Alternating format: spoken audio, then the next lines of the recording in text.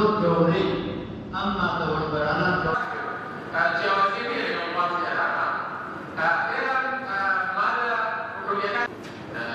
غير رؤيتي والجواب كتشير بيان قوية لصالح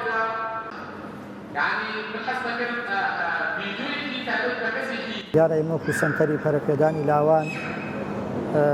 ئەوە نزیکی هەفتەیە کە ئێمە بەردەوامین لە چالاکی بەرەنگاربوونەوەی مادەی هۆشبەر. ئەم مەوادی هۆشبەرە کارەساتێکی گەورەیە، پێویستە لەسەر هەمووان ڕۆبەڕووی بینەوە. ئێمە چالاکێکی هۆشیاریە و ئەم هۆشیاری ئێمە لە ڕووی یاسایی ئاینی کۆمەڵایەتی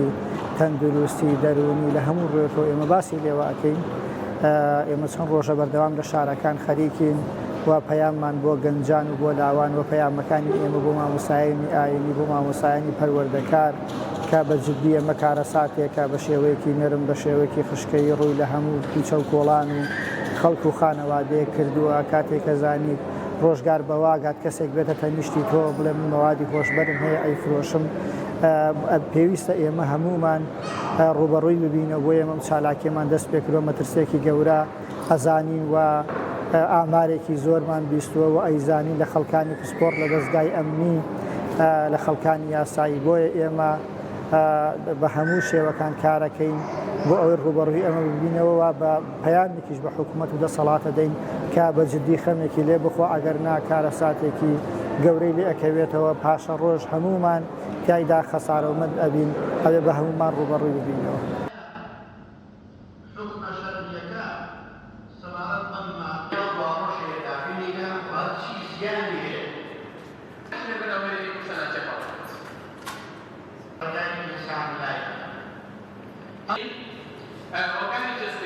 سوارەت بە بەکارهێنانی مادەی هۆشبەر پێویستە سەرچاوە سەرێکێکە بربەر بکرێت، چونکە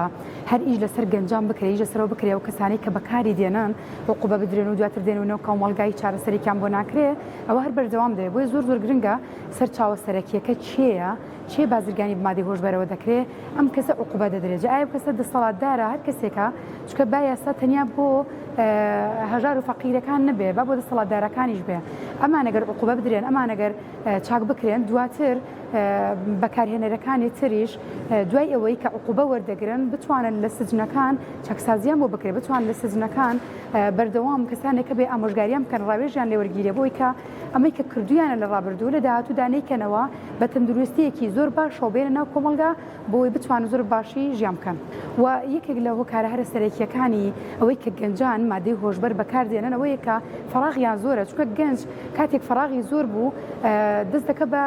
یەکێک لەو کارانە کە بەکارهێنانی مادەی هۆشبەر، چونکە گەنج کاتێکی شوکاری هەبێ بەیانی تایوارە لە ئیش بێ فەراغێکی نەبێ شەوانیش کە دێتەوە دەخەوێ و ماندووە ناپەڕێتە سەرەوەی بڕۆ بۆ کافتریاکان، بڕۆ بۆ نادیەکان چێ مادەی هۆشبەر بەکاربێن یاخۆت بازرگانی پێوە بکە. ئەمەش دەگەڕێتەوە بۆ ئەم سیاسەتەی، بۆ ئەم دەسەڵاتی کە ئێستا بۆ ئەم بارە دروستکراوەی کە ئێستا دەسەڵاتدارانی هەرێمی کوردستان دروستیان کردووە خۆڵقاندویانە بە شێوەیە کە گەنجیانەوەدا بێومێت کردووە کە هیچ هەلی کارێک هیچ دەرفەتێکیان بۆ گەنج نەیەشتوێتەوە، بەردەوام فەراغی هەیە، بۆ یەک گەنجیش ئەم فەراغانە دەخۆزێتەوە دەچێت بۆ نادیەکان، دەچێت بۆ کافتریاکان یاخود لەگەڵ برادرانی خراپ تێکەڵ دەبێت و دواتر مادەی هۆشبەر بەکاردێنی خود بازرگانی پێوە دەکەن.